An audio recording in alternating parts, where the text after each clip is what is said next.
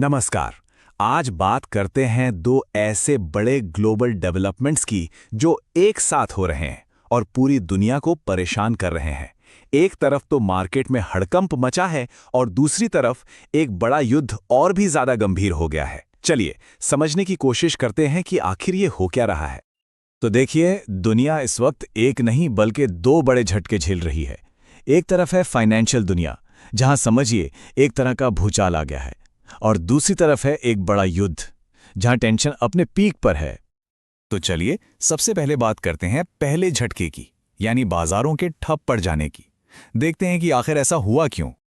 इस पूरे संकट के सेंटर में है सीएमई ग्रुप। अब ये कोई छोटा मोटा नाम नहीं है, ये दुनिया का सबसे बड़ा एक्सचेंज ऑपरेटर है। मतलब जब यहां कोई गड़बड़ होती है ना, तो उसका असर पूरी दुनिया पर पड़ता है।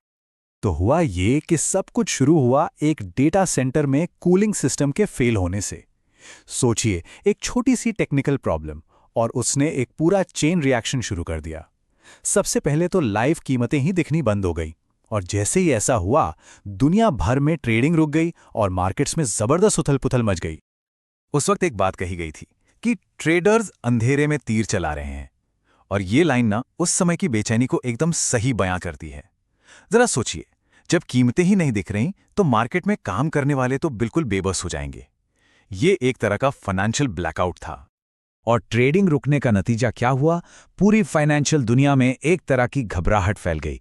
अब सबकी नजरें दुनिया के सेंट्रल बैंक्स पर हैं कि भाई वो इस सिचुएशन को संभालने के लिए अब क्या करेंगे।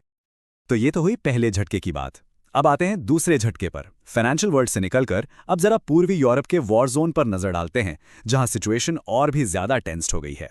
इस मिलिट्री टेंशन का जो नया हॉटस्पॉट बना है वो है यूक्रेन का पोक्रोव्स्क शहर।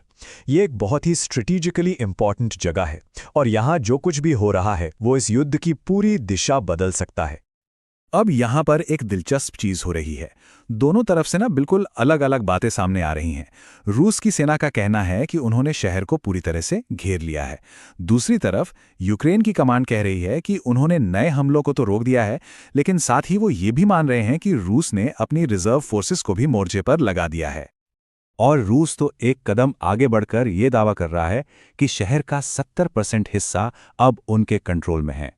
अगर इस दावे में सच्चाई है तो ये इस लड़ाई में एक बहुत बड़ा टर्निंग पॉइंट हो सकता है। तो ठीक है, हमारे पास ये दो अलग अलग स्टोरी लाइन हैं, एक फाइनेंशियल, दूसरी जियोपॉलिटिकल।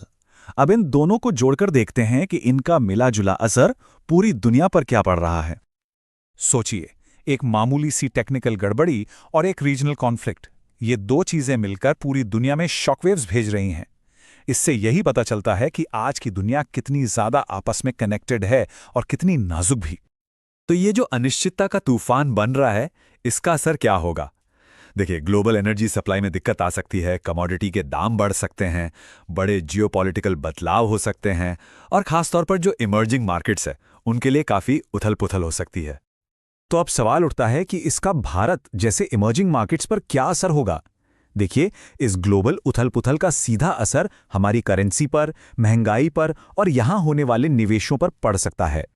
तो इन सारी बातों का निचोड़ क्या है? मेन बात यह है कि ये घटनाएं हमें ग्लोबल सिस्टम की नाजुकता का एहसास कराती हैं, और ये हमें सोचने पर मजबूर करती हैं कि भाई आगे क्या होगा। तो आखिर में एक सवाल के साथ इसे खत्म करते हैं। इन दोनों डेवलपमेंट्स में से ज्यादा चिंता की बात क्या है? एक फाइनेंशियल सिस्टम का ठप पड़ जाना, या फिर एक युद्ध का और ज्यादा तेज हो जाना? इस पर सोचिएगा जरूर।